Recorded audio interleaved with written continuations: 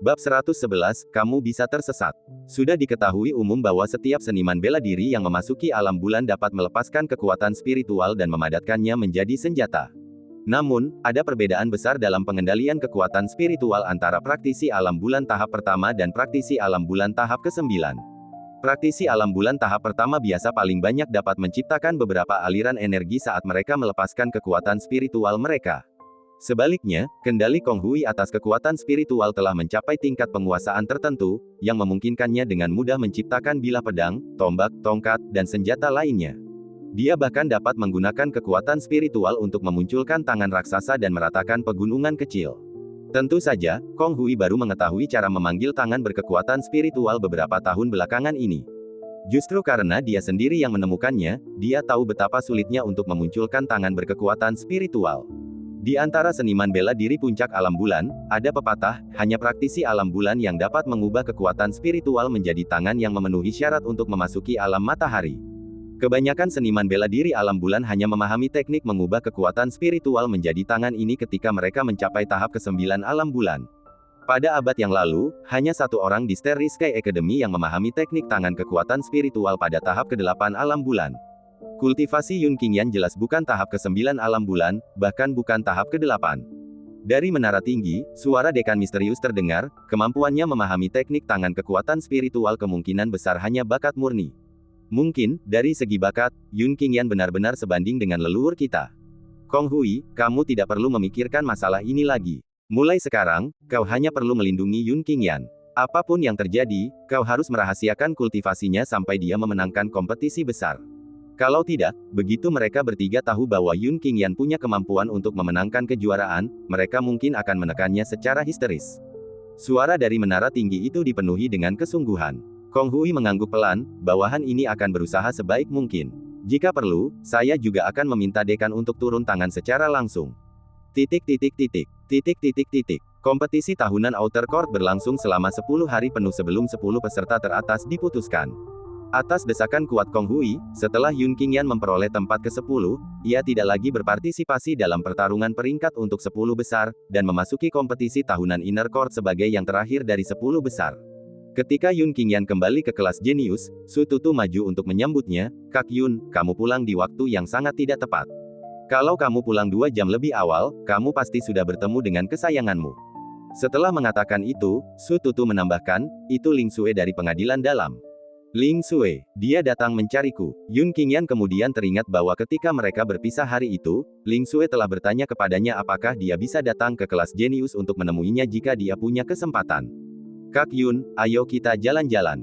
Kita juga bisa ke halaman dalam dan melihat sayang kecilmu." Ling Xue, Su Tutu hendak memanggil sayang kecil, tetapi ia mengubahnya menjadi namanya ketika ia bertemu pandang dengan Yun Qingyan.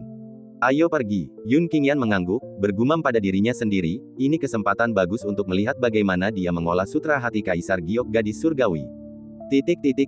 Setengah jam kemudian, Yun Qingyan dan Su Tutu telah menerima lamaran mereka untuk pergi keluar. Hal ini membuat siswa tenda dan rumah deret lainnya iri. Mereka harus mendaftar sehari sebelumnya untuk bisa ikut. Lamaran Yun Qingyan dan Su Tutu diserahkan hanya beberapa saat sebelum seseorang yang spesial datang dengan membawa dokumen yang disetujui yang memperbolehkan mereka pergi. Perlu disebutkan bahwa selain dari 3 siswa yang tinggal di paviliun independen yang menikmati kebebasan penuh, semua orang di kelas jenius memiliki kegiatan bulanan yang sangat terbatas. Siswa yang awalnya tidur di udara terbuka hanya memiliki 1 hari waktu di luar ruangan setiap bulan. Mereka yang tinggal di tenda, seperti Su Tutu, mendapat waktu 3 hari di luar ruangan per bulan. Mereka yang tinggal di rumah deret, seperti Yun Qingyan sekarang, punya waktu 5 hari di luar ruangan per bulan. Selain batasan waktu yang ketat, setiap kegiatan keluar rumah memerlukan pengajuan aplikasi terlebih dahulu, biasanya, aplikasi yang diajukan hari ini baru akan disetujui besok. "Kak Yun, pengaruhmu sungguh besar. Dulu, setiap kali aku keluar, butuh setidaknya sehari untuk mendapatkan persetujuan, dan terkadang, aku bahkan sengaja bersikap sulit, menunda persetujuanku selama 3 atau 4 hari. Su Tutu cemberut. Tatapannya juga sedikit dingin saat dia melihat paviliun independen. Jelas, dia sengaja dibuat terganggu karena ada seseorang di paviliun independen yang sengaja mengganggunya. Starry Sky Academy meliputi area yang sangat luas, secara garis besar dibagi menjadi 3 wilayah, Outer Court, Inner Court, dan Elite Academy. Setiap wilayah dibangun seperti kota di dalam halaman, tidak hanya memiliki berbagai lahan pertanian tetapi juga fasilitas kehidupan dan hiburan yang lengkap. Belum lagi toko-toko yang tak terhitung jumlahnya, ada lebih dari 100 restoran dan penginapan saja. Setelah berjalan selama setengah jam, Yun Qingyan dan Su Tutu telah tiba di area pelataran dalam. Yun Qingyan awalnya ingin segera menemui Ling Sui, tetapi Su Tutu menariknya ke sebuah restoran. "Kak Yun, akhirnya kita sampai juga. Ayo kita isi perut dulu." Su Tutu menarik Yun Qingyan langsung ke tempat duduk dekat jendela di aula utama restoran. 10 menit kemudian, Su Tutu sudah memesan sepiring besar hidangan dan makan dengan lahap. "Han Yidao, sudah kubilang, aku tidak punya perasaan padamu. Bisakah kau berhenti menggangguku?" Di luar restoran, sekelompok orang masuk. Seorang wanita di antara mereka dikelilingi seperti bulan di antara bintang-bintang. "Nona Meyer, kakak senior Yidao, kami hanya ingin makan sederhana denganmu kali ini. Tolong beri dia sedikit muka. Nona Meyer, di tempat umum seperti ini, jangan sampai kakak senior Yidao kehilangan muka. Kakak senior Yidao sudah memesan ruang pribadi terbaik. Kita bicara di sana saja." Sekelompok orang itu membujuk wanita itu, yang dikelilingi bagaikan bulan di antara bintang-bintang, seolah-olah mereka sedang membujuk nenek mereka sendiri. "Kamar pribadi, nggak perlu, kita makan di aula utama saja. Jangan sampai ada yang mengira aku ada hubungan apa-apa dengan Han Yidao." Wanita yang dipanggil, Nona Meyer, itu cemberut dan berkata, lalu mengamati aula utama, tampaknya mencari tempat duduk yang memuaskan. "Meyer suka aula utama, jadi kita akan berada di aula utama." Seorang pemuda dengan sikap yang luar biasa segera berkata, lalu berjalan ke meja Yun Qingyan dan Su Tutu. "Dua teman, ini 100 tael perak.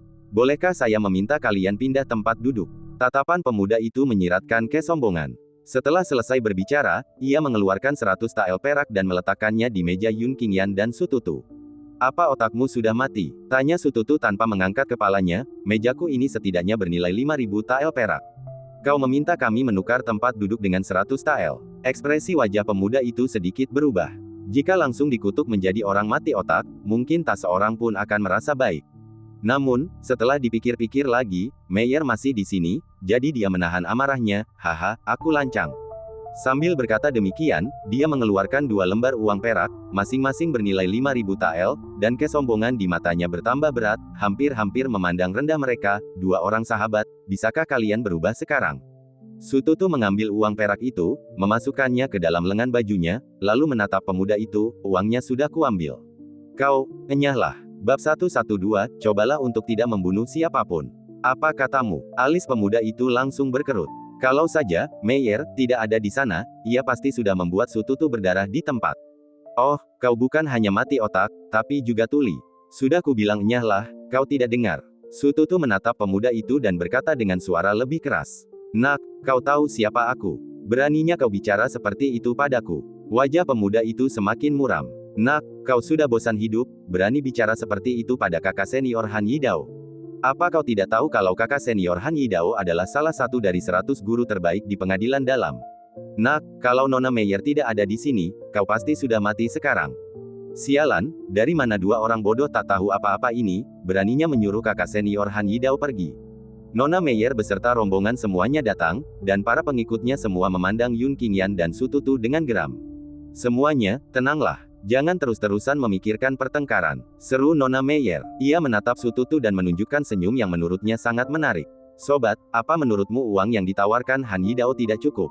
Kalau begitu, aku akan meminta Han Yidao memberimu 10.000 tael lagi, atau bahkan 20.000, 30.000 tael, tidak masalah. Lagi pula Han Yidao punya banyak uang." "Oh, ya, 20 atau 30.000 tidak masalah.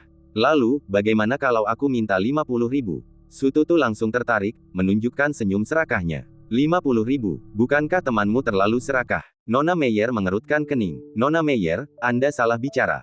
Seharusnya Anda tahu bahwa kursi ini untuk Anda, Nona Meyer. Jika Han Yidao itu benar-benar peduli pada Anda, jangankan 50.000 tael, dia bahkan rela mengeluarkan 100.000 atau 200.000 tael." Su Tutu menatap Nona Meyer, dan setelah berbicara, dia bahkan mengedipkan mata padanya. Nona Meyer memikirkannya dan setuju, lalu dia berhenti berbicara dan menatap Han Yidao. "Baiklah, baiklah, baiklah, nak, aku akan memberimu 50.000 tael. Kuharap kau punya cukup umur untuk menghabiskannya nanti." Han Yidao mengeluarkan 10 lembar uang perak 5.000 tael lagi dan melemparkannya langsung ke meja Su Tutu. Kilatan pembunuh terpancar di matanya. "Kenapa kau masih berdiri di sana? Cepat ambil uangnya dan keluar. Melihat Sututu tidak mengambil uangnya, Han Yidao tak kuasa menahan diri untuk memarahinya. Cukup, tapi sikapmu buruk, dan kau bahkan menunjukkan niat membunuh kepadaku, jadi sekarang aku memutuskan untuk menaikkan harganya menjadi 1 juta tael. Kata Sututu. 1 juta. Nak, kau bermimpi. Kau mau menjual satu kursi seharga 1 juta. Kata seorang pengikut di belakang Han Yidao dengan nada kesal. Tidak ada 1 juta pun, tapi kalau kau tidak pergi sekarang, kau bahkan tidak akan mendapatkan 50.000 tael sebelumnya. Kata Han Yidao, berusaha sekuat tenaga menahan amarahnya. Teman, apa kau tidak keterlaluan? 1 juta. Sekalipun kau memeras, tak ada yang membuka mulut selebar dirimu. Kata Nona Meyer sambil mengerutkan kening. Aku memang memeras, dan Han Yidao harus membayar 1 juta tael ini, karena 1 juta tael ini untuk membeli nyawa anjingnya. Sututu sedikit merendahkan nadanya. Meskipun Sututu selalu berhati-hati di kelas jenius, dan biasanya bertindak dengan riang. Namun itu tidak berarti dia tidak punya sifat pemarah. Sebaliknya, dia memiliki sifat pemarah. Bahkan dekan misterius itu mengatakan bahwa amarah Sututu akan meledak jika mendapat provokasi sekecil apapun. Bahkan sejak Han Yidao datang, bersikap angkuh dan berkuasa, serta bersiap untuk menukar kursi dengan 100 tael perak, Sututu sudah ingin menamparnya. Namun berkat kehadiran Yun Qingyan, dia mampu menahan amarahnya. Akan tetapi, Han Yidao tidak hanya tidak menahan diri tetapi terus bertindak seolah-olah dia telah mengetahui sepenuhnya tentang Sututu, barusan, dia bahkan menunjukkan niat membunuh. Kalau saja Sututu masih bisa bertahan, dia bukanlah Sututu. Dia bisa menahan intimidasi Yun Hai karena Yun Hai benar-benar sudah memahaminya. Tapi siapa Han Yidao? Kalau marah, dia tinggal tampar saja sampai mati. Han Yidao, aku tidak bisa mengendalikan orang ini lagi. Lakukan apapun yang kau mau, asalkan jangan membunuh siapapun. Nona Meyer mendengus dingin. Saat ini, kesannya terhadap Sututu hanyalah bahwa dia tidak tahu bagaimana menghargai kebaikan. Hahaha, aku lega mendengarnya, Meyer. Tapi Meyer, nanti mungkin agak berdarah, kalau kamu merasa tidak nyaman, kamu bisa menjauh. Setelah Han Yidao selesai berbicara, ia tak lagi menyembunyikan niat membunuh di matanya. Ia menatap Sututu dengan tatapan sinis, nak, aku tidak akan membunuhmu, tapi aku akan melumpuhkan kultivasimu lalu memenggal tangan dan kakimu. Han Yidao berkata, kalian semua. Artinya Yun Qingyan yang tadinya diam saja, ikut pula ikut serta. Sututu menatap Yun Qingyan, saudara Yun, apakah kamu keberatan kalau aku membuat sedikit masalah? Yun Qingyan menggelengkan kepalanya sedikit, aku tidak keberatan, cobalah saja, untuk tidak membunuh siapapun. Hahaha, Sututu tak kuasa menahan tawa ketika mendengarnya, karena kalimat terakhir Yun Qingyan diucapkan dengan nada Nona Meyer. Nona Meyer, yang awalnya berbalik, langsung menunjukkan kemarahan di wajahnya. Ia berbalik, menatap tajam Yun Qingyan, lalu, dengan malu dan marah, berkata kepada Han Yidao, Han Yidao, kau saja yang mengurusnya. Tapi, jika kau tidak bisa memuaskanku, jangan salahkan aku karena mengabaikanmu selamanya. Jangan khawatir, Meyer, aku akan memastikan mereka mati dengan sangat menyedihkan. Setelah Han Yidao selesai berbicara, ia menatap Sututu, kalian sendiri yang menanggung akibatnya. Awalnya, aku ingin menyelamatkan nyawa kalian, tetapi sekarang, kalian tidak hanya akan mati, tetapi kalian akan mati dengan cara yang sangat tragis. Dengan itu, Han Yidao mulai bergerak. Dia melancarkan pukulan berat, membawa aliran energi internal yang tak terhitung jumlahnya, dengan ganas ke arah Sututu. Semua pengikut Han Yidao mencibir, dalam hati mengutuk Sututu dan Yun Qingyan karena mencari kematian. Han Yidao adalah salah satu dari 100 master teratas di pengadilan dalam, dengan pukulan ini, dia mungkin bisa menghancurkan Sututu berkeping-keping. Namun, tiba-tiba, mereka semua membelalakkan matanya. Sututu bahkan tidak beranjak dari bangkunya. Ia hanya mengangkat satu tangan lalu menamparnya. Gemuruh, raungan memekakkan telinga terdengar. Detik berikutnya, Han Yidao terpental oleh tamparan Sututu, tubuhnya terbanting keras ke lantai aula. Lempengan batu itu diletakkan di tanah. Retakan muncul, menyebar seketika ke segala arah seperti riak air. Melihat Han Yidao, ia sudah memuntahkan banyak darah, bahkan tak kuasa berteriak. Ia terbaring di tanah, nyaris tak bernyawa, tak bisa bergerak sama sekali. Bagaimana itu mungkin? Kakak senior Han Yidao, terpental oleh telapak tangannya. Kakak, mungkinkah dia salah satu dari 20 master teratas di Istana Dalam? Hanya segelintir monster di 20 teratas itu yang memiliki kekuatan tempur sekuat itu. Semua pengikut Han Yidao tercengang. Bab 113, menjadi sasaran. Saudara Yun, bukankah seranganku cukup akurat? Kau bilang aku tidak boleh membunuh siapapun, jadi aku tidak membunuh siapapun. Sututu menatap Yun Qingyan dengan senyum nakal. Lalu, ia menatap para pengikut Han Yidao, kenapa kalian semua berdiri tercengang? Cari saja 1 juta tael di Han Yidao. Ya, kami akan segera pergi. Mereka terkejut, lalu teringat apa yang pernah dikatakan Su Tutu sebelumnya bahwa ia menginginkan 1 juta tael untuk membeli nyawa Han Yidao. Tak lama kemudian, salah seorang pengikutnya mengeluarkan setumpuk uang perak dari tas penyimpanan Han Yidao, tepatnya 1 juta tael. Anggap saja kalian orang bijak. Baiklah, kalian bisa bawa Han Yidao dan pergi. Su Tutu melambaikan tangannya, memberi isyarat agar mereka pergi. Oh, kenapa kamu masih di sini? Su Tutu melihat semua orang telah pergi kecuali Nona Meyer, dan menatapnya, bertanya. Apakah kamu keberatan kalau aku duduk dan makan bersamamu? Kata Nona Meyer, dan tanpa menunggu keberatan Su Tutu, dia langsung duduk. Astaga, Nona Meyer, kau tak mungkin jatuh cinta padaku dan ingin menjemputku, kan? Percayalah, aku masih perjaka, tidak seperti si idiot Han Yidao yang begitu santai, seru Su Tutu. Puff, Nona Meyer baru saja menyesap air dan langsung memuntahkannya. Lalu, ia terkikik, kau terlalu menarik. Sebutkan namamu, aku sudah memutuskan untuk menjadi temanmu. Berteman. Su Tutu menunjukkan ekspresi ragu-ragu. Apa, kamu tidak mau? Bukannya aku tidak mau, hanya saja aku tidak terlalu mau. Tidak, seharusnya ku katakan, aku tidak ingin berteman denganmu. Su Tutu menatap Nona Meyer, lalu tiba-tiba menambahkan, namun, karena kamu sangat ingin tidur denganku, sangat ingin berteman denganku, aku dengan berat hati setuju. Nama saya Su Tutu, dan ini saudara saya Yun Qingyan. Nanti kalau ketemu, panggil saja saudara Yun atau saudara Yan. Kalau saya, lebih santai, panggil saja saudara Su, saudara Tutu, atau saudara Tu, terserah. Nona Meyer tertawa terbahak-bahak lagi setelah mendengarnya, lalu segera mengaitkan lengannya ke lengan Su Tutu, dan dengan manis memanggil, Kakak Su, Kakak Su, Kakak Su. Ya ampun, cepat, berhenti memanggilku seperti itu, tulangku jadi lembek. Kata Su Tutu. Namun, terlepas dari kata-katanya, ekspresinya menunjukkan ekspresi mabuk. Lengannya, yang terikat, juga beberapa kali, baik sengaja maupun tidak sengaja, menyentuh bagian tubuh Nona Meyer yang menonjol. Nona Meyer tidak keberatan dan melanjutkan dengan suara merdunya, Kakak Su, kau sungguh hebat, kau bahkan bisa membuat Han Yidao, yang berada di peringkat 100 teratas di halaman dalam, terbang dengan satu telapak tangan. Kenapa aku belum pernah mendengar namamu sebelumnya? Hehe, wajar saja Meyer belum pernah mendengar tentangku. Kakak Su, aku sudah mengabdikan diri untuk berkultivasi sejak muda. Aku seorang pria yang bertekad untuk menjadi makhluk Xiantian, dan aku menghabiskan sebagian besar waktuku untuk berkultivasi. Tidak seperti si idiot Han Yidao itu, yang berlenggak-lenggok seharian, memamerkan keahliannya yang biasa-biasa saja di setiap kesempatan. Saat Su Tutu berkata demikian, aura dominasi tiba-tiba terpancar darinya, namun kali ini, saudara Su berencana untuk menunjukkan kekuatan ilahinya dalam kompetisi tingkat, untuk mengharumkan nama dirinya, untuk melambung tinggi, dan untuk meninggalkan legenda di seluruh Akademi Langit Berbintang. Mata Nona Meyer langsung berbinar kagum saat menatap Su Tutu, Kakak Su memang hebat, Meyer yakin Kakak Su pasti bisa.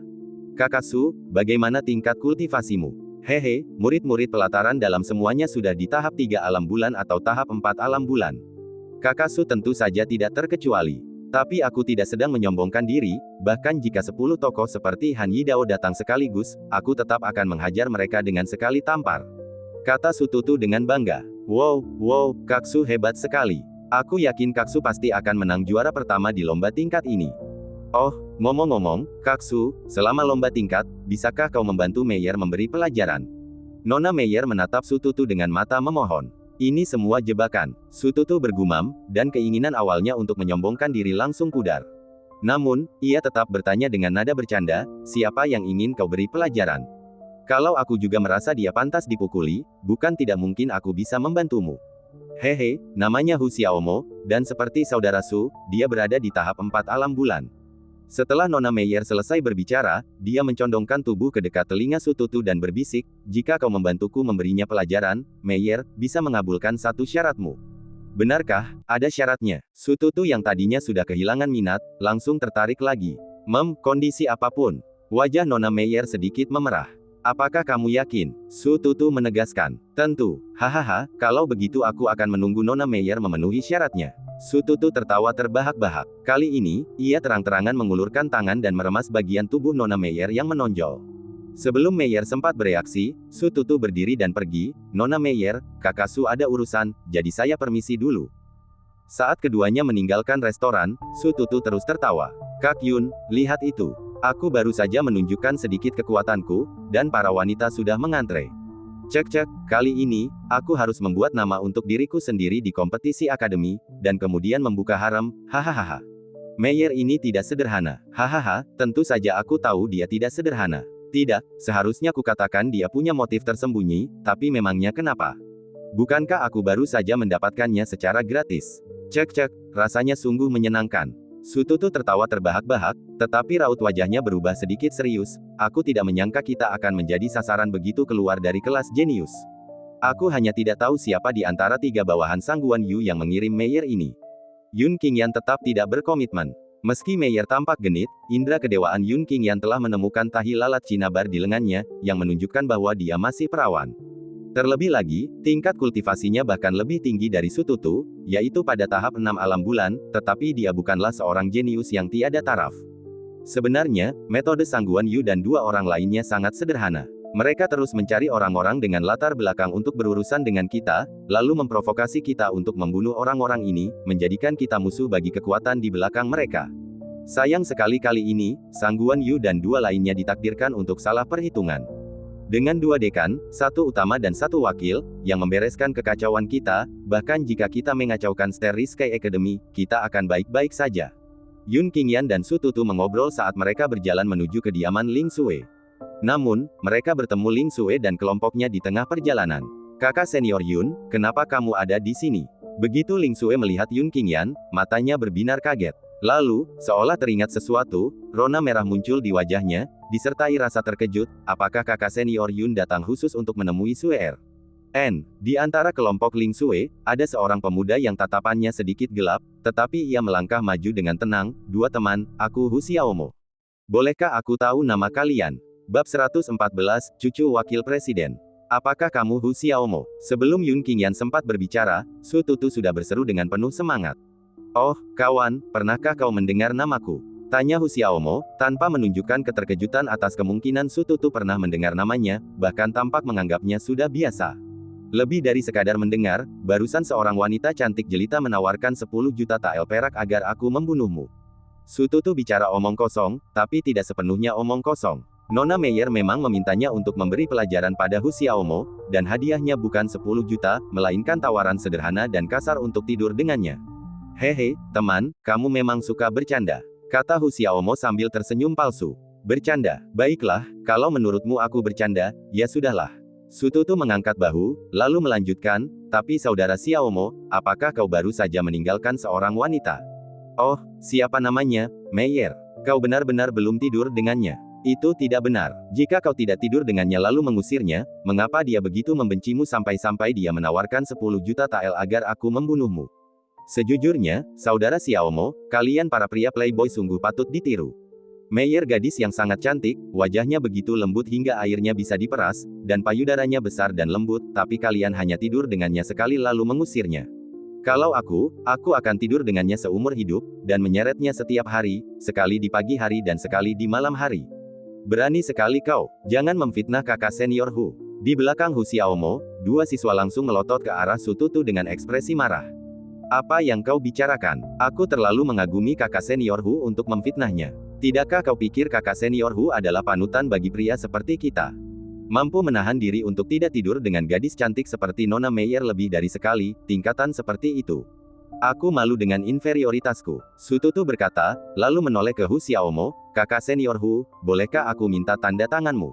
Aku ingin menggantungkan tanda tanganmu di samping tempat tidurku dan memotivasi diriku setiap hari, agar suatu hari nanti, aku juga akan menjadi pria seperti kakak senior Hu. Xue, jangan dengarkan tuduhannya yang tak berdasar, aku bukan orang seperti itu, ini semua fitnahnya. Hu Xiaomo menekan amarah di hatinya dan menjelaskan kepada Ling Xue. Hu Xiaomo, kau orang macam apa, itu tidak ada hubungannya denganku. Lagi pula, jangan panggil aku Xue. Ling Xue bahkan tidak melirik Hu Xiaomo, langsung melangkah maju dan berjalan menuju Yun Qingyan. Ling Xue tidak pernah benar-benar menatap matanya, jadi mengapa dia peduli orang macam apa dia? Kakak senior Yun, aku pergi mencarimu hari ini, tapi kau tidak ada. Aku tidak menyangka kau akan datang mencariku sendiri. Wajah Ling Xue dipenuhi kegembiraan, dan pipinya sedikit merona. Saya datang hari ini untuk menanyakan kemajuan kultivasi Anda, kata Yun Qingyan. Beberapa hari terakhir ini, aku fokus pada kultivasi Dewi Surgawi. Ling Xue berhenti di tengah kalimat dan segera mengoreksi dirinya sendiri, "Saudara Yun, aku menemukan beberapa hal yang tidak ku mengerti. Ayo kita ke kediamanku, dan aku akan meminta bimbinganmu." Yun Qingyan mengangguk sedikit. Yun Qingyan telah menggunakan indera ilahinya untuk memeriksa kemajuan kultivasi Ling Xue selama beberapa hari terakhir. Dalam hal kemajuan murni, itu sangat tidak terduga, menunjukkan betapa kerasnya Ling Xue telah berkultivasi selama ini. Namun, meskipun kemajuannya cepat, Yun Qingyan juga menemukan beberapa area di tubuh Ling Xue di mana qi dan darahnya tidak stabil. "Xue, kalau kamu punya masalah kultivasi, tanya aja. Aku pasti akan jawab semuanya untukmu," kata Hu Xiaomo cepat-cepat maju. "Tidak perlu, hanya kakak senior Yun yang bisa membantuku mengatasi masalah kultivasiku." Ling Xue mengerutkan kening, "Baiklah, aku ulangi sekali lagi, jangan panggil aku Xue lagi." Baiklah, bolehkah aku memanggilmu Ling Xue saja?" kata Hu Xiaomo, menahan amarahnya. Langsung, dia menatap Yun Qingyan, kilatan dingin melintas di matanya, "Teman, kau belum memberitahuku namamu, kan? Lalu, bagaimana tingkat kultivasimu? Aku ingin tahu apakah kau memenuhi syarat untuk membimbing Xue dalam kultivasinya." Yun Qingyan mengabaikannya sepenuhnya, menatap Ling Xue, "Ayo pergi, bawa aku ke kediamanmu." Ayo pergi sekarang," kata Ling Xue, lalu menggandeng tangan Yun Qingyan. "Saudari Ling Xue," Su Tutu menatap Ling Xue dengan mata penuh kerinduan, satu lengannya sedikit terangkat, seolah menunggu sesuatu. Haha, melihat Su Tutu seperti ini, Ling Xue tersenyum manis, lalu juga memegang lengan Su Tutu. "Apakah kau memperlakukanku seolah-olah aku tidak ada?" Suara suram Hu Xiaomo terdengar, "Apakah aku bilang kau bisa pergi?" Oh, Yun Qingyan dan Su Tutu menoleh menatap Hu Xiaomo hampir bersamaan. Aku tidak tahu dari mana kalian berdua, anak muda yang naif, bahkan belum pernah mendengar nama besar kakak senior Hu Xiaomo. Tapi karena kalian tidak tahu, biar ku beritahu. Kakak senior Hu Xiaomo adalah pesaing kuat yang berada di peringkat 10 besar kompetisi tingkat inner core tahun lalu, tepatnya peringkat ke-7. Salah satu pengikut Hu Xiaomo segera melangkah keluar dan berkata sambil mencibir, "Lagi pula, latar belakang kakak senior Hu Xiaomo jauh di luar imajinasimu. Wakil Presiden Sun dari Akademi Langit Berbintang kita adalah kakek dari pihak ibu kakak senior Hu Xiaomo. Kakak senior Yun, dia benar. Hu Xiaomo memang cucu Wakil Presiden Sun." Ling Xue juga menatap Yun Qingyan dan mengangguk. "Kakak senior Yun, jangan terburu-buru bertindak. Xue akan menangani masalah ini." Ling Xue segera meyakinkan Yun Qingyan. Ling Xue tahu bahwa Yun Qingyan telah membunuh 3 pemimpin tim tahap ke-6 alam bulan berturut-turut ketika dia berada di Gunung Langya. Hu Xiaomo memiliki status khusus, jika dia terbunuh, Yun Qingyan akan menyinggung seorang wakil presiden. "Baiklah, serahkan saja padamu." Yun Qingyan mengangguk karena tidak ingin mengecewakan niat baik Ling Xue. "Hu Xiaomo, beri aku sedikit wajah dan mari kita pergi." Ling Xue menatap Hu Xiaomo dan berkata, "Kau boleh pergi, tapi mereka tidak bisa, kecuali, mereka berjanji tidak akan menghubungimu lagi," kata Hu Xiaomo dengan ekspresi muram. "Hu Xiaomo, jangan keterlaluan. Bukan hakmu untuk mendikte aku berteman dengan siapa," kata Ling Xue, sedikit kesal. "Ya, aku tidak bisa mengendalikanmu, tapi aku bisa mengendalikan orang lain." Hu Xiaomo berkata, lalu menatap Yun Qingyan dan Su Tutu dengan tatapan membunuh, "Aku memberimu 2 pilihan sekarang. Pertama, patuhi Xue dan jangan pernah menghubunginya lagi. Kedua, aku akan membunuh kalian berdua di tempat." "Hu Xiaomo, kamu berani," seru Ling Xue. "Hahaha, itu cuma membunuh 2 orang biasa, apa yang harus kutakutkan?" "Baiklah, kalian berdua, beritahu aku pilihan kalian sekarang." Hu Xiaomo sudah kehabisan kesabaran. Bab 115, Feng Wuji Guangzi. "Hu Xiaomo, belum terlambat untuk berhenti sekarang. Kalau kau terus keras kepala, tak akan ada yang bisa menyelamatkanmu nanti," teriak Ling Xue cemas. "Hahaha, tidak ada yang bisa menyelamatkanku. Apa kau akan membunuhku, atau wakil dekan Zeng di belakangmu yang akan membunuhku? Kalau begitu, apa kau pikir kakekku tidak akan turun tangan?" Hu Xiaomo mencibir, "Orang macam apa kakekmu itu?" Yun Qingyan akhirnya berbicara, lalu dia melangkah maju dan berjalan menuju Hu Xiaomo. "Nak, apa katamu?" Mata Hu Xiaomo menggelap, dan kesabarannya akhirnya habis karena kata-kata Yun Qingyan. "Beraninya kau menghina kakekku, bahkan tanpa melibatkan Ling Xue, aku harus membunuhmu sekarang." Ledakan. Hu Xiaomo melancarkan pukulan. Meskipun keduanya berada di tahap keempat alam bulan, kekuatan pukulan Hu Xiaomo setidaknya 2 kali lebih kuat daripada Han Yidao. Hal ini terkait dengan teknik budidaya yang mereka praktikkan. Kakek Hu Xiaomo adalah wakil dekan Akademi Langit Berbintang, jadi bagaimana teknik kultivasi yang dipraktikkannya dapat dibandingkan dengan orang-orang seperti Han Yidao. Namun, sebelum pukulan Hu Xiaomo mengenai Yun Qingyan, pukulan itu sudah ditangkap oleh Yun Qingyan. Retakan. Yun Qingyan mengerahkan sedikit tenaga, dan suara tulang retak segera terdengar dari tinju Hu Xiaomo. Ah! Hu Xiaomo menjerit kesakitan, lalu menatap Yun Qingyan dengan kaget, bagaimana kau bisa mencengkeram tinjuku dengan mudah? Bodoh, karena kamu terlalu lemah. Su Tutu yang menyaksikan pertarungan itu tak kuasa menahan diri untuk mengumpat, dengan kultivasi amatir tahap keempat alam bulan milikmu, saudaraku bisa menghancurkanmu hanya dengan satu jari. Berhenti, lancang, cepat bebaskan kakak senior Hu Xiaomo. Nak, beraninya kau, berani sekali kau melukai cucu wakil dekan. Semua pengikut Hu Xiaomo berteriak marah dan terkejut. Kau benar-benar tahu cara melindungi tuanmu. Yun Qingyan melirik ketiga pengikut yang berbicara, dan 3 gelombang energi meledak dari tubuhnya. Dah. Dalam sekejap, ketiga pengikut tahap ketiga alam bulan semuanya terpental puluhan meter jauhnya, langsung jatuh pingsan.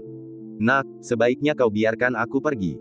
Kalau tidak, begitu kakekku turun tangan, tidak akan ada tempat untukmu di seluruh Akademi Langit Berbintang. Juga, berlututlah dan minta maaf padaku. Meskipun Hu Xiaomo terkejut dengan kultivasi Yun Qingyan, tidak ada rasa takut di wajahnya.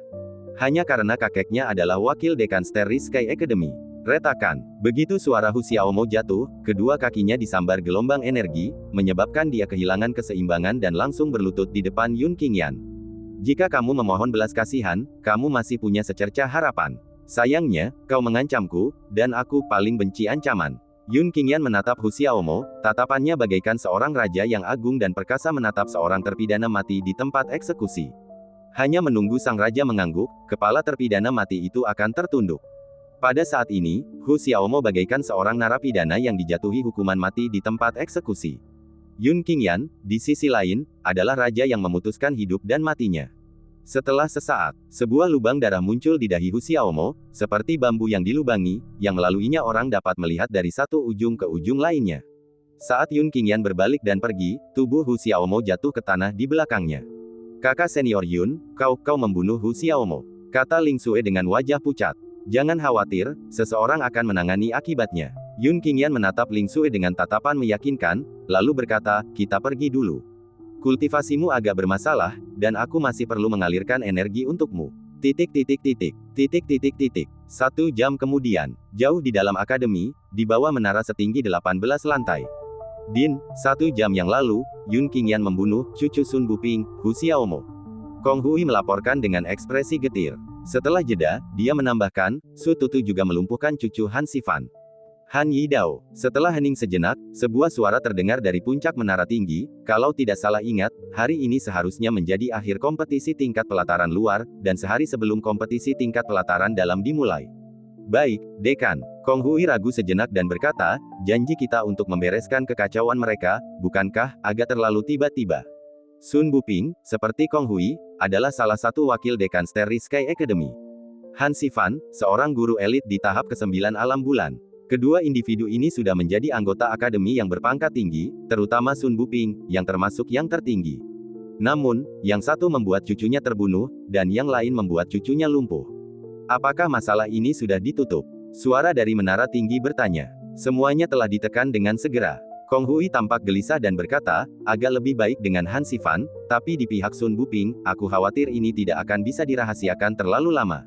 Berapa lama sampai Sun Buping kembali? Paling lambat, setengah bulan. Kalau begitu, rahasiakan ini selama setengah bulan. Setelah itu, aku akan pergi mencari Sun Buping sendiri. Suara dari puncak menara tinggi itu terdiam sejenak, lalu berkata, aku sudah pergi ke Asosiasi Alkimia. Yun Qingyan tidak memiliki hubungan yang signifikan dengan mereka. Karena itu, apapun yang terjadi, kita harus melindungi Yun Qingyan dan Su Tutu, terutama Yun Qingyan. Pemilik suara itu juga membisikkan kalimat yang tidak didengar Kong Hui, aku tidak pernah salah menilai orang. Cara kerja Yun Qingyan, tingkat pertumbuhannya, terlalu mirip dengan leluhur kita. Di atas lantai 18 menara tinggi itu, dekan misterius itu, duduk bersila, sambil memegang sebuah buku kuno di sampingnya. Buku ini bukanlah sebuah teknik kultivasi, juga bukan sebuah karya ilmiah, tetapi sebuah buku cerita yang ditulis oleh seorang pendongeng 3000 tahun yang lalu, yang merinci pertumbuhan Feng Wuji Guang.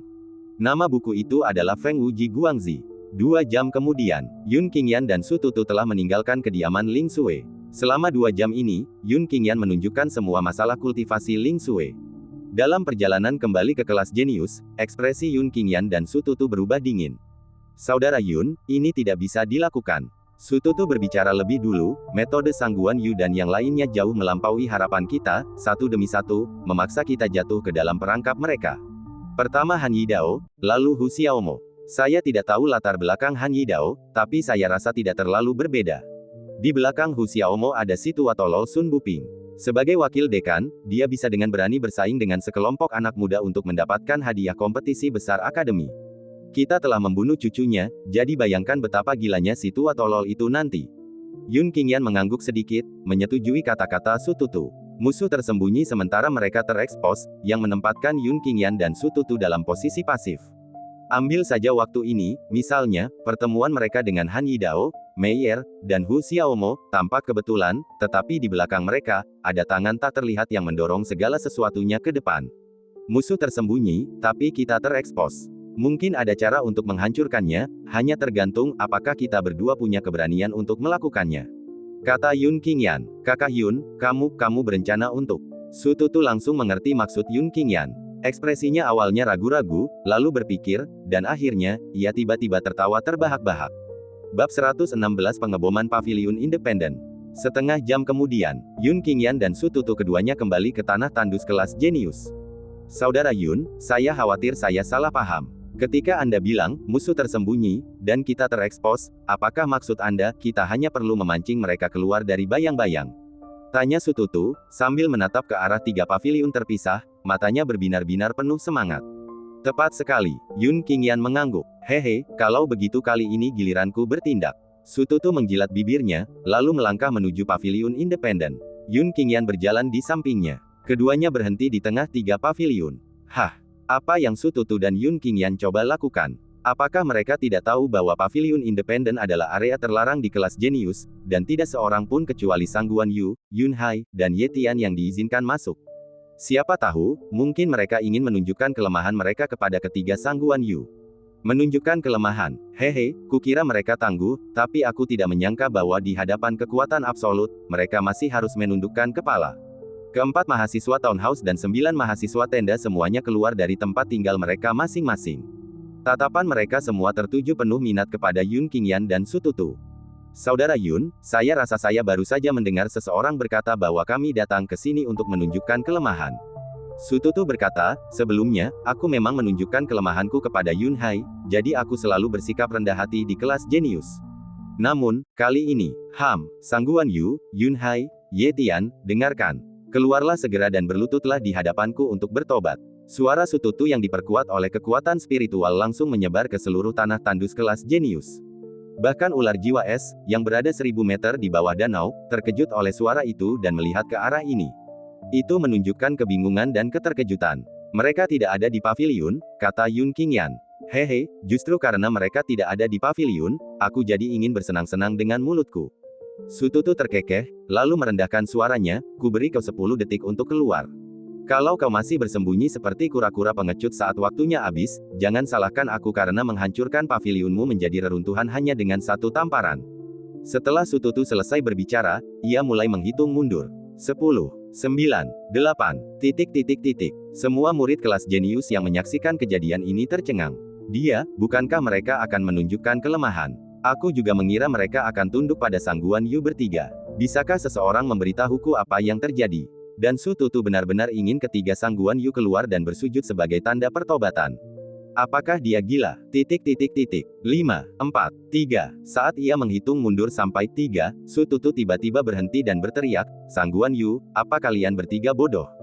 Waktunya tinggal 2 detik lagi. Kalau kalian tidak keluar sekarang, aku akan bertindak. Berani sekali kau, lancang, ... Beberapa suara wanita terdengar, dan kemudian, dari masing-masing 3 paviliun independen, muncul 3 pelayan cantik. Sututu, beraninya kau menghina tuan muda kita.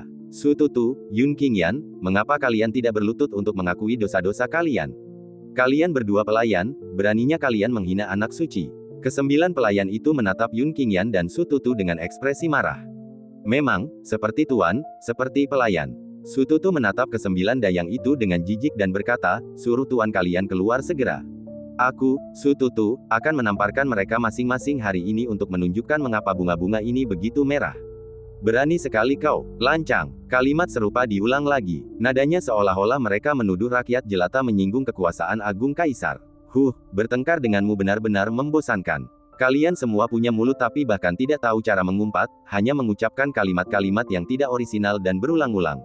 Sututu menggelengkan kepalanya sedikit, menatap ke-9 pelayan itu dengan kecewa. Awalnya, dia ingin saling mengumpat beberapa ratus kali bersama. Rasa kesepian, seperti yang dirasakan Dugu Kyubei, muncul di hati Sututu, dan dia tidak bisa menahan diri untuk tidak mendesah, hidup ini sepi seperti salju. Baiklah, kalian semua minggir, aku akan segera bertindak. Sututu langsung mendesak ke-9 dayang itu untuk pergi. Kakak-kakak, kedua pelayan ini terlalu lancang. Ayo kita hukum mereka. Benar sekali, karena Tuan Muda tidak ada di sini, sudah sepantasnya kita bertindak atas namanya. Ke-9 pelayan itu awalnya dibagi menjadi 3 kubu. Lagi pula, persaingan di antara anak-anak suci sangat ketat, sehingga hubungan antar bawahan mereka pun tidak baik. Namun, pada saat ini, ke-9 orang itu memutuskan untuk bergabung. Wus wus wus. 9 sosok melesat keluar hampir bersamaan. Sebagai pelayan anak-anak suci, mereka tidak hanya berwajah cantik, masing-masing dari mereka memiliki bakat kultivasi yang bahkan lebih unggul dari anggota kelas jenius biasa. Di antara ke-9-nya, tingkat kultivasi terendah adalah tahap kelima alam bulan. 2 orang yang memiliki kultivasi tertinggi bahkan memiliki kultivasi tahap ke-7 alam bulan. Kecepatan luar biasa. Bagaimana mungkin para pelayan Sangguan Yu dan yang lainnya ternyata sekuat ini? Saya khawatir bahkan kita yang tinggal di rumah bandar tidak jauh lebih cepat dari mereka. Para anggota kelas jenius yang menyaksikan kejadian ini semuanya terkejut, terutama mereka yang tinggal di tenda, mereka tampak semakin ketakutan. Mereka semua bisa merasakan bahwa kekuatan ke-9 pelayan wanita ini berada di atas mereka. Sepertinya sekarang Sangguan Yu dan 2 orang lainnya bahkan tidak perlu bertindak sendiri, hanya pelayan mereka yang bisa menghadapi Yun Qingyan dan Sututu. Hehe, Yun Qingyan dan Sututu mungkin sangat menyesalinya sekarang. Mereka bahkan belum bertemu Sangguan Yu dan yang lainnya, dan mereka akan menderita kekalahan telak, atau bahkan mati langsung di tangan 9 pelayan ini. Mereka pantas mati. Dari sekian banyak orang yang tidak boleh diprovokasi, merekalah yang harus memprovokasi ketiga Sangguan Yu. Hahaha, betul juga, mereka kayak orang tua yang lagi makan arsenik, udah capek hidup. Yun Qingyan dan Sututu tidak terkejut dengan keterampilan 9 pelayan itu. Sututu bahkan sampai berekspresi, sudah kuduga, katanya, dugaanku memang benar. Ketiga dayang Sangguan Yu semuanya dipilih dengan cermat oleh keluarga mereka di belakang mereka. Sangguan Yu, keluarga Sangguan dari kota Kekaisaran. Ye Tian, keluarga Ye dari kota Kekaisaran. Yun Hai, keluarga Yun dari kota Kekaisaran. Setiap keluarga merupakan salah satu dari 4 keluarga besar kota Kekaisaran. Sayangnya, sekuat apapun seorang pelayan, dia tetaplah seorang pelayan. Dibandingkan dengan ketiga Sangguan Yu, mereka masih terlalu jauh tertinggal. Sututu berkata dengan suara rendah, lalu menepuk telapak tangannya. Segera, mendesis. Ledakan sonik tiba-tiba muncul dalam ruang hampa, itu adalah suara kekuatan spiritual yang menerobos udara. Sebuah tangan raksasa muncul di udara, dan siapapun dengan mata yang jeli dapat mengetahui bahwa tangan ini dibentuk oleh kekuatan spiritual. Segera setelah itu, di bawah tatapan 9 pelayan wanita yang ketakutan dan terkejut, tangan raksasa itu menamparkan ke bawah. Gemuruh. Bab 117, kompetisi kelas pengadilan dalam dimulai. Sututu tidak merenggut nyawa 9 orang, tetapi dengan satu serangan telapak tangan itu, ke-9 orang itu menderita luka yang sangat parah. Segera setelah itu, Sututu melepaskan telapak tangan lain, yang sama mengerikannya, yang sama dahsyatnya. Dengan suara gemuruh, sebuah paviliun yang berdiri sendiri hancur menjadi reruntuhan. 2 serangan telapak tangan berturut-turut memakan waktu kurang dari 10 detik. Para siswa kelas jenius yang menyaksikan kejadian ini semuanya tercengang, menatap Sututu seolah-olah dalam keadaan kesurupan. Apakah itu masih Sututu, yang tinggal di tenda? Kekuatan 2 serangan telapak tangan itu saja sudah bisa langsung membunuh kita semua yang tinggal di rumah-rumah deret, bahkan jika kita menyerang bersama-sama. Tidak heran Sututu berani memprovokasi Sangguan Yu dan 2 lainnya, dia memang memiliki keterampilan dan keberanian yang hebat. Tambahkan orang gila seperti Yun Qingyan, dan dinamika kekuatan kelas jenius mungkin benar-benar akan berubah. Sementara siswa kelas jenius masih terkejut. Sututu telah menarik Yun Qingyan dan melakukan sesuatu yang hampir membuat rahang mereka ternganga. 2 paviliun mandiri yang tersisa tidak dihancurkan oleh Sututu, sebaliknya, dia menarik Yun Qingyan ke dalamnya untuk tinggal. Hampir bersamaan, jauh di dalam akademi, di paviliun 18 lantai. Dekan misterius itu perlahan membuka matanya dari kultivasinya, memperlihatkan senyum masam. Ular jiwa es, biarkan mereka melakukan apa yang mereka mau. Lagi pula, bagi Sututu, melepaskan sepenuhnya sifat aslinya mungkin bukan hal yang buruk. Terutama dalam hal budidaya. Setelah mendorong Yun Qingyan ke paviliun yang awalnya milik Sang Guan Yu, Sututu dengan bersemangat berkata, "Saudara Yun, aku merasa seperti akan menerobos. Jalan kultivasi benar-benar menuntut seseorang untuk bertindak berdasarkan dorongan hati. Saya terlalu tertekan beberapa tahun terakhir ini, itulah sebabnya kecepatan kultivasi saya selambat siput. Tapi sekarang, setelah sepenuhnya melepaskan sifat asliku, aku langsung menyentuh kesempatan untuk mencapai tahap kelima alam bulan." Begitu Sututu selesai berbicara, dia bergerak dengan kecepatan penuh dan melesat ke paviliun yang awalnya milik Yun Hai. Adapun paviliun Yetian, telah dihancurkan menjadi reruntuhan oleh telapak tangan Sututu. Sepanjang malam, Sututu berusaha menerobos ke tahap kelima alam bulan. Yang tidak diketahuinya ialah bahwa sepanjang malam itu, Yun Qingyan telah mengawasinya dengan akal sehatnya. Selain berjaga-jaga terhadap siapapun yang tiba-tiba masuk, dia juga mencegah timbulnya masalah selama terobosan Sututu. Keesokan paginya, Sututu melangkah keluar paviliun, tampak segar. Aura di sekelilingnya telah mengalami perubahan yang menggemparkan dibandingkan kemarin. Awalnya dia memberikan kesan sebagai seorang pemalas, bahkan, seorang penjahat. Sekarang, meski ia masih tampak agak pemalas, ia juga memancarkan aura dominasi, aura yang hanya dimiliki oleh individu yang kuat. "Kakak Yun, hahaha," saat dia mendekati paviliun Yun Qingyan, Sututu sudah tertawa terbahak-bahak. "Aku berhasil. Terjebak di alam bulan tahap keempat selama lebih dari setengah tahun, akhirnya aku berhasil, hahaha. Dan aku punya firasat bahwa jika aku terus berusaha, aku bahkan bisa mencapai tahap keenam alam bulan sekaligus." Pada titik ini, Sututu menunjukkan sedikit penyesalan. "Namun, kompetisi tingkat dimulai hari ini, jadi aku hanya bisa menyerah untuk menerobos untuk saat ini." Setelah meninggalkan kelas jenius, Yun Qingyan dan Sututu langsung menuju lapangan bela diri surgawi di pelataran dalam. Perlu dicatat bahwa kompetisi tingkat lapangan luar diadakan di lapangan latihan biasa. Akan tetapi, lapangan bela diri surgawi di pelataran dalam jauh lebih besar daripada lapangan latihan di pelataran luar. Pagi-pagi sekali, lapangan bela diri surgawi sudah dikelilingi oleh kerumunan yang padat, tidak hanya semua siswa pelataran dalam yang hadir, tetapi bahkan lebih dari 90% siswa pelataran luar datang untuk menyaksikan kegembiraan itu. Lihat cepat, wasit kali ini sebenarnya adalah guru elit Mo Feng. Ya ampun, guru-guru elit terlemah semuanya berada di tahap ke-8 alam bulan, dan Mo Feng adalah pembangkit tenaga listrik di tahap ke-8 alam bulan. Dengan Mo Feng sebagai wasitnya, tidak akan ada yang bisa berbuat curang di bawah hidungnya dalam kompetisi tingkat tahun ini. Begitu wasit Mo Feng tiba di lapangan bela diri surgawi, ia langsung menarik perhatian seluruh penonton. Sebagai guru elit di tahap ke-8 alam bulan, Mo Feng tampaknya terbiasa menjadi pusat perhatian, dan ia dengan tenang menyatakan, kompetisi tingkat pelataran dalam tahun ini akan tetap dibagi menjadi babak penyisihan dan final, sama seperti sebelumnya. Untuk babak penyisihan, setiap grup akan terdiri dari sekitar 50 orang, dan 3 pemenang dari setiap grup akan melaju ke babak final. Setelah mengumumkan aturan kompetisi, Mo Feng membagi 5.300 siswa pelataran dalam menjadi 100 kelompok. Kelompok Yun Qingyan berjumlah total 53 orang. Kelompok Sututu, di sisi lain, hanya beranggotakan 51 orang. Perlu disebutkan bahwa pengelompokan untuk kompetisi tingkat pelataran dalam sangatlah khusus. Akademi bahkan mendirikan departemen khusus untuk ini, yang mempelajari informasi peserta untuk memutuskan siapa yang akan dikelompokkan bersama dan siapa yang tidak cocok untuk dikelompokkan bersama.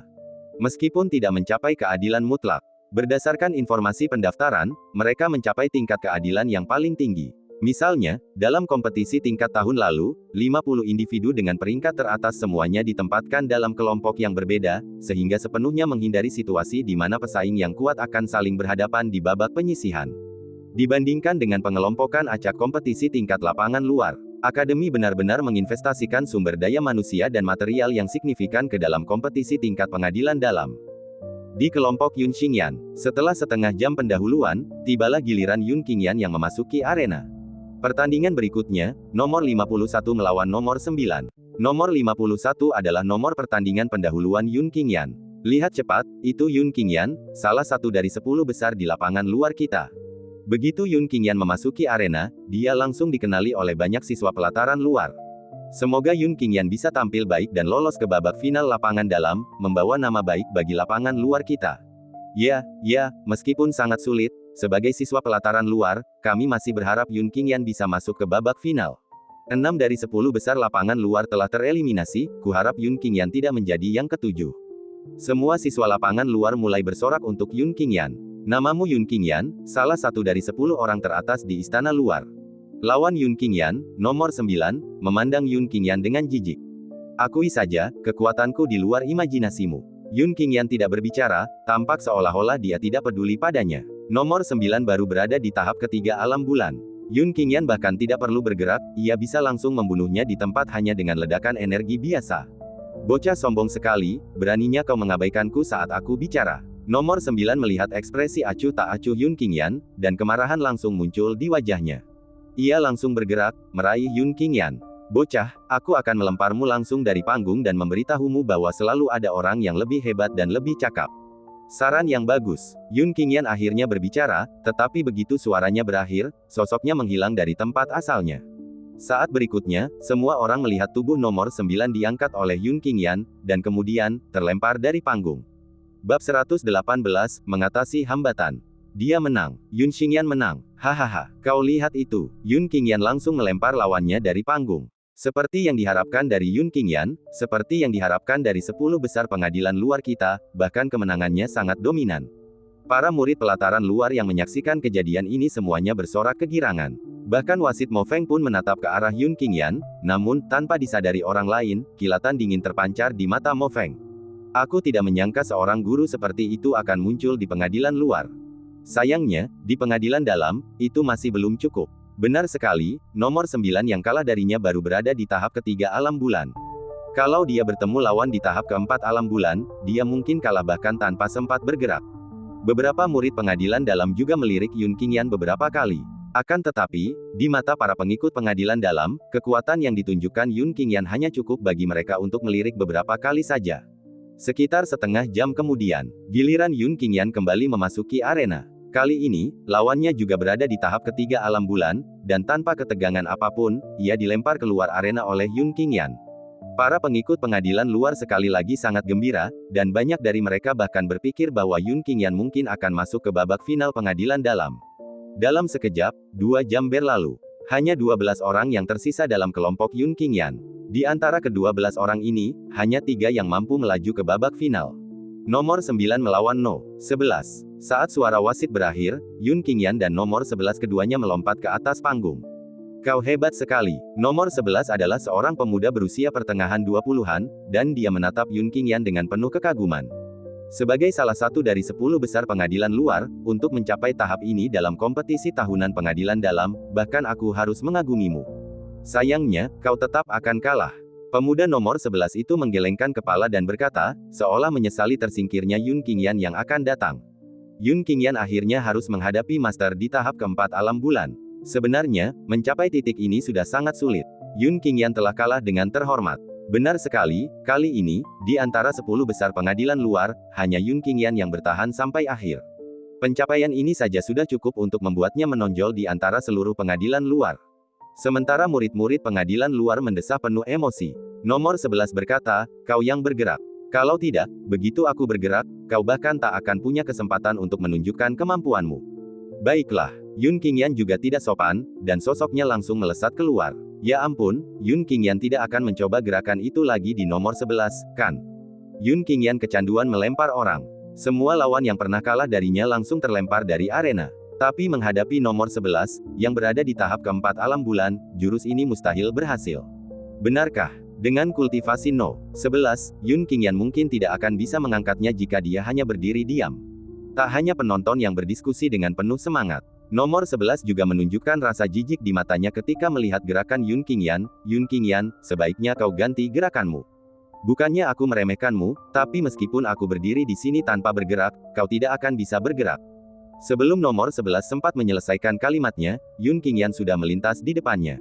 Ia langsung mengangkatnya dengan keras, dan langsung melemparkannya ke tanah di bawah panggung. Ini, No. 11, dilempar jatuh. Apa aku berhalusinasi? Nomor 11, yang berada di tahap keempat alam bulan, dilempar keluar panggung oleh Yun Qingyan. Belum lagi para penonton yang terkejut. Bahkan nomor 11 sendiri penuh dengan ketidakpercayaan, karena, bahkan dia tidak tahu bagaimana dia dijatuhkan. Saat Yun Qingyan mendekatinya, ia tiba-tiba membeku tanpa alasan, membiarkan Yun Qingyan mengangkatnya. Selama proses itu, ia bahkan lupa untuk mengalirkan kekuatan spiritualnya. Saat dia sadar kembali, dia sudah terlempar ke bawah panggung. Setengah jam lagi berlalu. Hanya 6 orang yang tersisa di grup Yun Qingyan. Selama 3 orang lagi tereliminasi, 3 sisanya akan masuk ke babak final. Nomor 9 melawan No. 33. Tak lama kemudian, tibalah giliran Yun Qingyan memasuki arena lagi. Ekspresi semua murid pengadilan luar menjadi penuh harap. Selama dia memenangkan pertandingan ini, Yun Qingyan akan dapat mewakili pengadilan luar dan memasuki babak final pengadilan dalam. Dibandingkan dengan hati para murid pengadilan luar yang gelisah dan penuh harap, Yun Qingyan jauh lebih tenang, seolah-olah dia hanyalah orang luar. Nak, akhirnya aku bertemu denganmu. Kau sangat pandai melempar orang tadi. Nanti, kau harus mencobanya padaku. Nomor 33 menjilat lidahnya, menatap Yun Qingyan dengan ekspresi jenaka. Baiklah, Yun Qingyan mengangguk tanpa berpikir. Hah. Mendengar Yun Qingyan berkata, baiklah, wajah nomor 33 malah tenggelam. Dasar sampah outer court yang sombong. Setelah menang beberapa pertandingan, dia pikir dia tak terkalahkan, bahkan berani melemparku dari panggung. Nomor 33 sebelumnya hanya menggoda Yun Qingyan, karena semua lawan Yun Qingyan sebelumnya langsung terlempar dari panggung olehnya.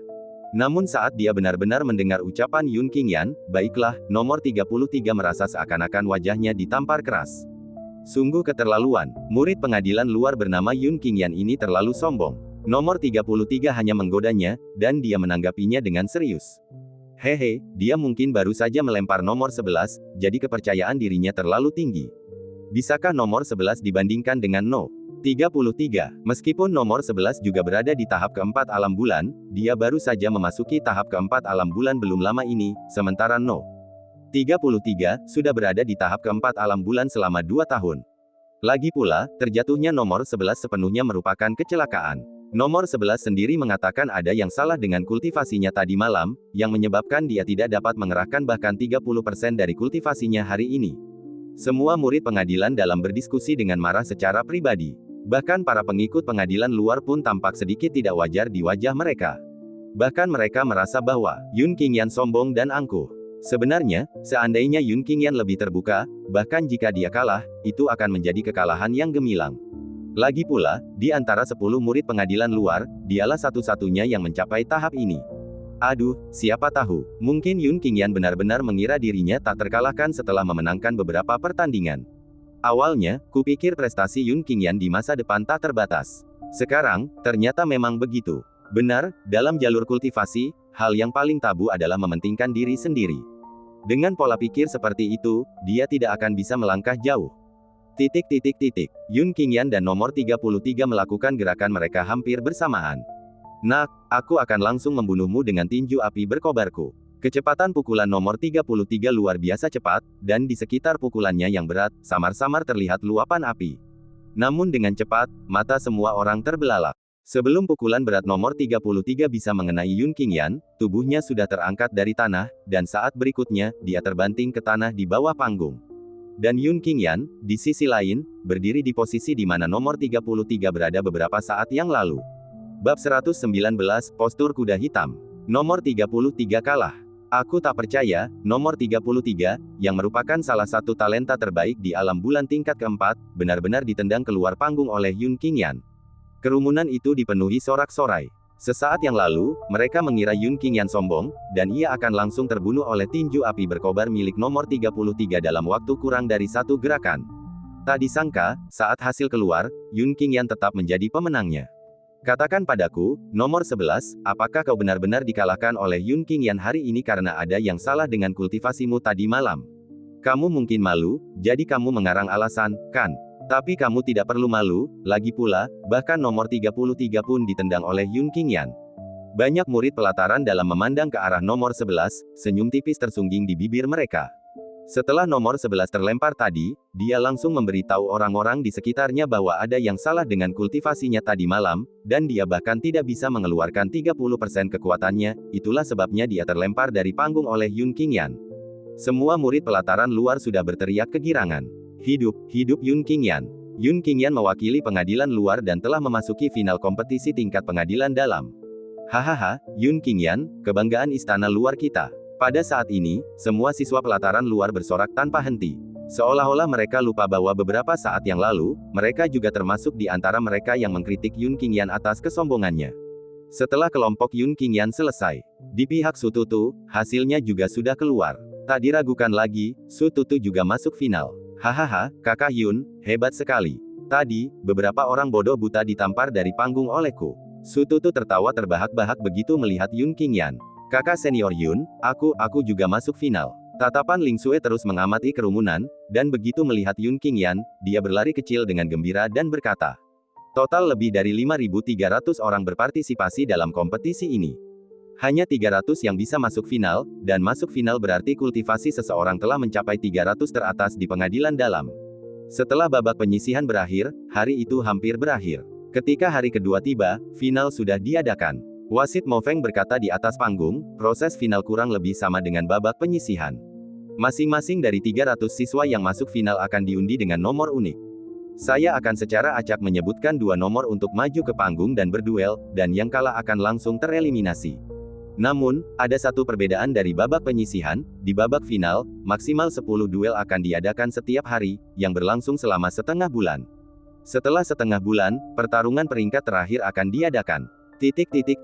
Setelah pengumuman Mo Feng, 300 siswa yang masuk final berbaris dan mulai mengundi nomornya masing-masing. Kali ini, Yun Qingyan menggambar nomor 8. Su Tutu menggambar nomor 18. Saudara Yun, kompetisi tingkatan di pelataran dalam tidak mudah. Saya baru saja merasakan beberapa aura dari alam bulan tingkat kelima. Setelah mengambil nomornya, Su Tutu menghampiri Yun Qingyan dan berkata, secara teoritis, siswa yang kultivasinya mencapai tingkat kelima akan dipromosikan menjadi siswa elit. Namun beberapa siswa peserta sengaja menahan terobosan mereka sebelum ini, menunggu untuk menerobos setelah berpartisipasi dalam kompetisi. Misalnya, teman lama Yun Qingyan dan Su Tutu, Nona Meyer. Kultivasinya yang sebenarnya berada pada tingkat ke-6 alam bulan, yang dianggap menengah ke atas di antara para murid elit. Akan tetapi, dia mendaftar untuk kompetisi tingkat istana dalam dengan kultivasi alam bulan tingkat ke-4. 5 hari berlalu dengan cepat. Selama 5 hari ini, baik Yun Qingyan maupun Su Tutu tidak memiliki tandingan. Pada sore hari kelima, giliran Ling Xue memasuki arena. Lawannya adalah seorang siswa yang telah menembus alam bulan tingkat kelima selama babak penyisihan. Sungguh suatu kehormatan bertemu Ling Xue, salah satu dari 10 wanita tercantik di pelataran dalam. Murid laki-laki di alam bulan tingkat kelima itu menatap Ling Xue dengan penuh minat. Meskipun kata-katanya memuji kecantikan Ling Xue, tatapannya ke arahnya tidak menunjukkan jejak kelembutan atau belas kasihan. Tak lama kemudian, keduanya melancarkan serangan. Murid laki-laki di alam bulan tingkat kelima itu menyerang dengan telapak tangan yang kuat, tubuhnya diselimuti kekuatan yang luar biasa. Tatapan Ling Xue menajam, tetapi ia tidak menghindar. Sebaliknya, ia membalas serangannya dengan telapak tangan gioknya yang halus. Saudara Yun, lawan Ling Xue tidak mudah. Sialan, dia ternyata sudah berada di alam bulan tingkat kelima. Meskipun Su Tutu tidak bisa menilai kultivasi lawan secara sekilas, dia bisa menilai kultivasi mereka dari aura yang dipancarkan para petarung saat mereka menyerang. Jangan khawatir, bakat Ling Xue tidak kalah dengan kebanyakan siswa di kelas jenius. Yun Qingyan berhenti bicara di sini. Tidak pantas memberitahu orang lain tentang Ling Xue yang memiliki garis keturunan dewa sejati. Dilihat dari auranya saja, Ling Xue sudah setara dengan seorang jenius absolut tunggal. Seiring garis keturunan keabadian sejatinya terus terstimulasi, suatu hari nanti, dia bahkan mungkin berevolusi menjadi seorang jenius absolut 9. Yun Qingyan bergumam pada dirinya sendiri. Ledakan, telapak tangan giok Ling Xue bertabrakan dengan serangan lawan. Gelombang kejut yang dihasilkan oleh tabrakan itu langsung menyapu ke segala arah. Siswa laki-laki di alam bulan tingkat kelima itu terguncang mundur oleh telapak tangan Ling Xue. Buk. Dia mundur lebih dari 20 langkah sebelum akhirnya berhasil menghentikan dirinya sendiri. Bagaimana mungkin, murid laki-laki di alam bulan tingkat kelima itu tampak terkejut. Dengan kultivasinya di alam bulan tingkat kelima, ia justru terpukul mundur hanya dengan satu telapak tangan. Aku benar-benar tidak boleh kalah. Aku sengaja menekan kultivasiku agar tidak menjadi siswa elit, justru agar aku bisa mengharumkan namaku di kompetisi tingkat tahun ini. Tatapan tajam terpancar di wajah siswa laki-laki di alam bulan tingkat kelima itu. Segera, ia melancarkan serangan telapak tangan lainnya ke arah Ling Xue. Di bawah panggung, mata Yun Qingyan tiba-tiba menjadi gelap. Indra keilahiannya telah menemukan jarum perak berwarna hitam di telapak tangan siswa laki-laki di alam bulan tingkat kelima. Kakak Yun, ada apa? Su Tutu segera menyadari perubahan ekspresi Yun Qingyan dan tak bisa menahan diri untuk mengikuti tatapan Yun Qingyan. Ia langsung menemukan jarum perak di tangan lawannya. Sialan, orang ini cari mati, beraninya celakain suster Ling Xue. Sututu langsung marah, lalu menjentikkan jarinya, dan aliran energi setipis rambut melesat ke arah lawan. Bang, Mo Feng, wasit yang memimpin kompetisi tingkat ini, tiba-tiba juga menembakkan aliran energi, yang menghalangi energi Sututu. Pak Tua, apa kau buta? Apa kau tidak melihat si idiot itu memegang jarum perak di tangannya? Sututu mengumpat keras, tubuhnya sudah melesat ke atas panggung. Dengan satu tamparan, ia melemparkan murid laki-laki di tingkat kelima alam bulan itu. Jarum perak di tangannya terangkat tinggi oleh kekuatan spiritual eksternal Sututu, tergantung di udara di atas panggung. Berani-beraninya kau menyakiti saudariku Ling Xue, kau sudah bosan hidup. Sututu cemberut, berkata dengan ekspresi kesal. Lalu, ia menatap wasit Mo Feng, Pak Tua, dengan penglihatanmu, kau pasti sudah menemukan jarum perak di tangannya sejak lama. Kenapa kau tidak menghentikannya? Dan ketika aku bergerak, kau malah menghentikanku. Bab 120 Seseorang memintaku untuk memberimu pelajaran. Sututu melotot ke arah wasit Mo Feng dengan ekspresi marah, seolah-olah dia akan memulai perkelahian jika mereka tidak setuju.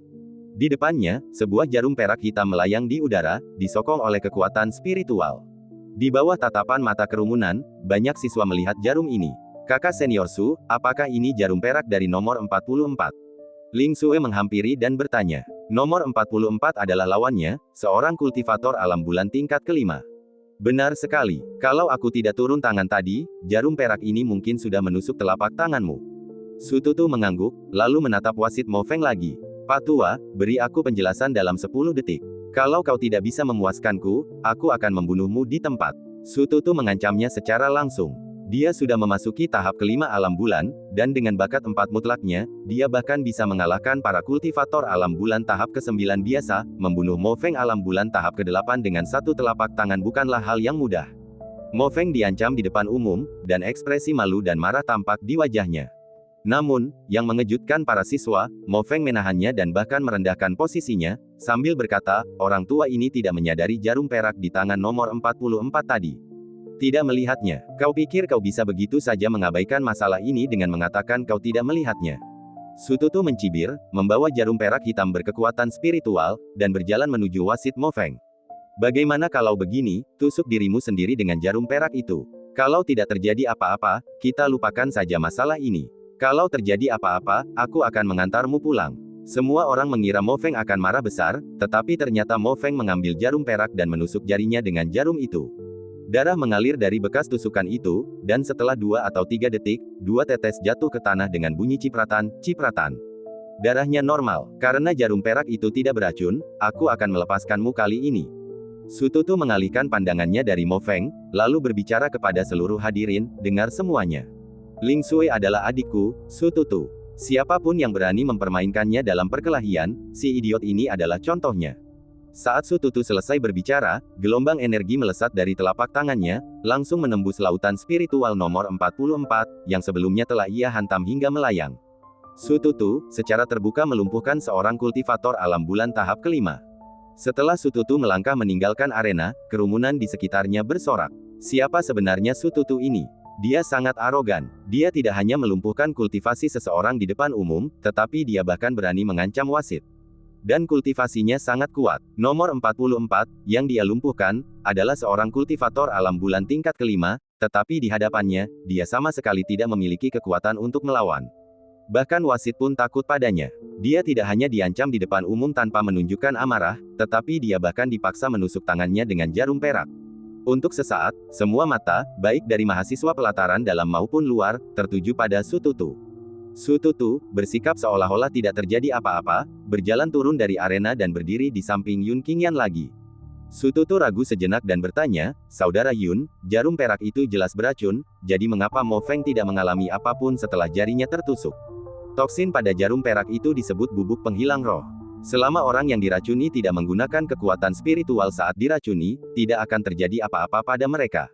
Yun Qingyan berkata, saat kau memaksa Mo Feng menusuk tangannya tadi, kekuatan spiritual Mo Feng sedang dalam keadaan statis, jadi tubuhnya tidak akan menunjukkan kelainan apapun. 2 jam kemudian, pertandingan berikutnya, nomor 8 melawan nomor 50. Nomor 8 adalah nomor Yun Qingyan.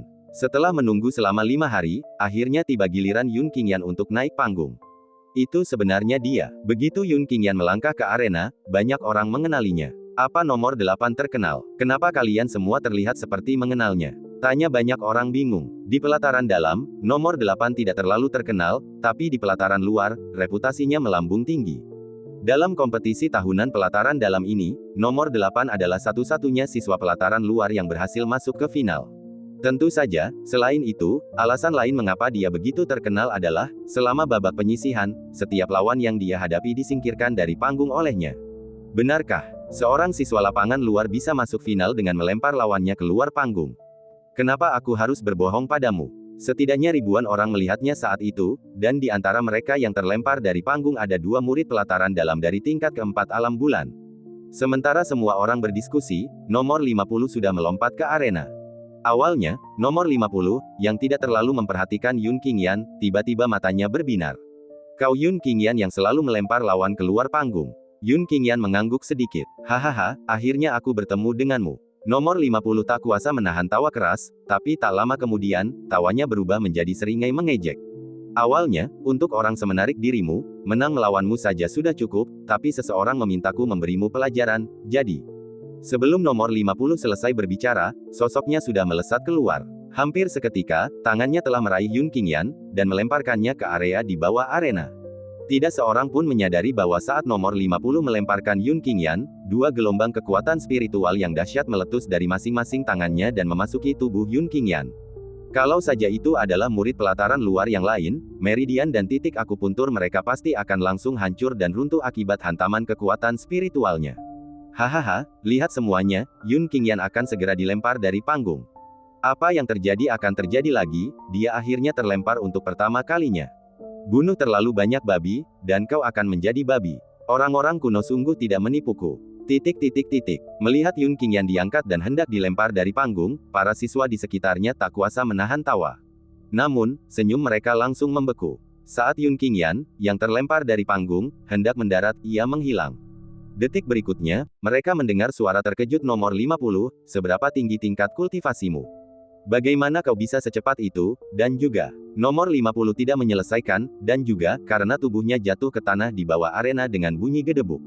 Dan tidak seperti lawan-lawan yang pernah dihadapi Yun Qingyan di masa lalu, nomor 50 jatuh pingsan setelah mendarat, wajahnya sepucat orang mati.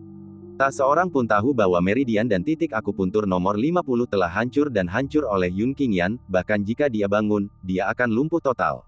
Setelah nomor 59 terbawa, kompetisi terus berlanjut, dan tepat ketika 10 pertandingan akan berakhir, pada pertandingan ke-10, nomor Sututu tiba-tiba dipanggil. Pertandingan berikutnya, nomor 18 melawan nomor 66. Begitu suara wasit Mofeng berakhir, sosok Sututu melompat ke arena. Aku nomor 66, tidak perlu ada pertandingan ini, aku menyerah langsung. Suara seorang pemuda terdengar dari kerumunan, lalu sebuah plat nomor dilemparkan ke arena. Angka yang tertera di situ memang 66. Hahaha, aku memang hebat, aku berhasil membuat lawanku takut dan menyerah begitu saja. Detik berikutnya, tawa keras Sututu menggema di seluruh tempat.